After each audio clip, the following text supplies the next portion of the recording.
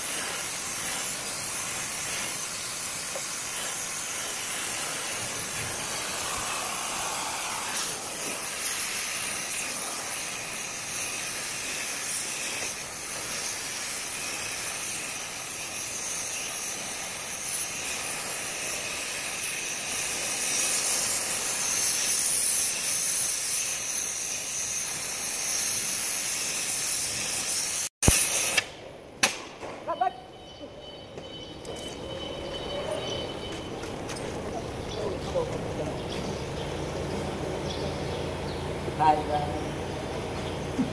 Bait lang.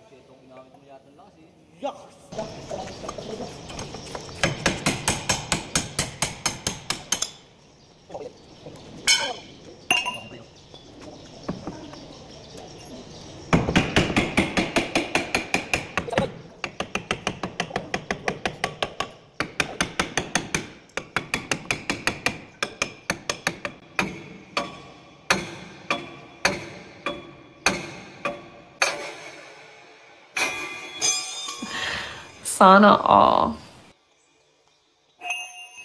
Hello guys, nakita niyo yun? Pero kagaling si Master.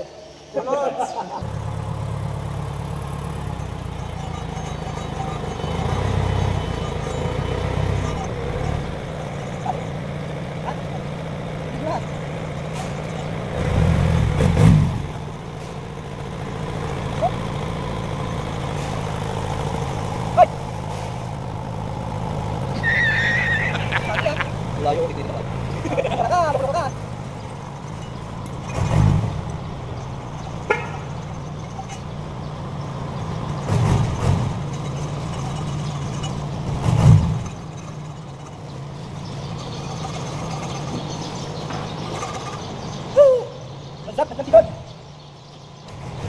Up guys, may kunting ituturo lang ako sa inyo. Ito ay napakahalaga din. So pag nagkabit tayo ng kingpin bushing, so dapat itong butas na ito ay itatapat nyo dito sa ayan, ito sa fittings na ginagrasahan natin. Kasi once na hindi yan magkatapat yung butas dyan sa fittings na ito, pag di nakatapat yung butas dyan, so walang silbi yung kinabit nyo ya bagong kingpin, kasi hindi nyo rin magagrasahan. So kailangan dapat nakaganyan yan, naka-align dun sa kanyang fittings para sa grasahan. So tara, kakabitan natin to. So yun nga, nilinisan ko kanina to bago isalpak para smooth. So, tara, isalpak na natin. Grasahan mo.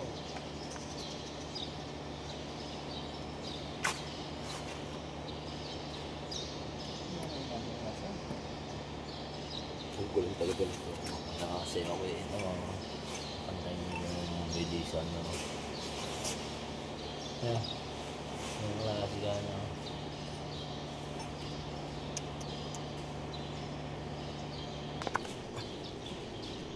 Ini nggak benar. Teman ya.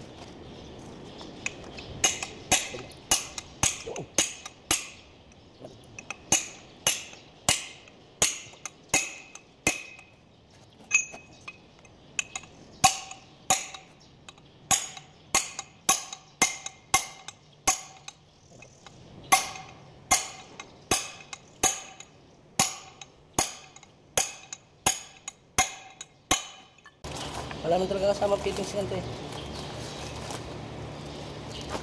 Bukod na binibili yun. Ano mga boss, naipasok na natin yung bushing. Ayan. Ayan. So kailangan lang ipantay ng ayos, tapos saka pukpukin. So yun lang, hindi ko na i-video siguro yung dito, dahil pares lang naman sila ng kung paano nyo dito kinabit. Ganun lang din yan dito, para hindi na humaba yung video natin. Alright.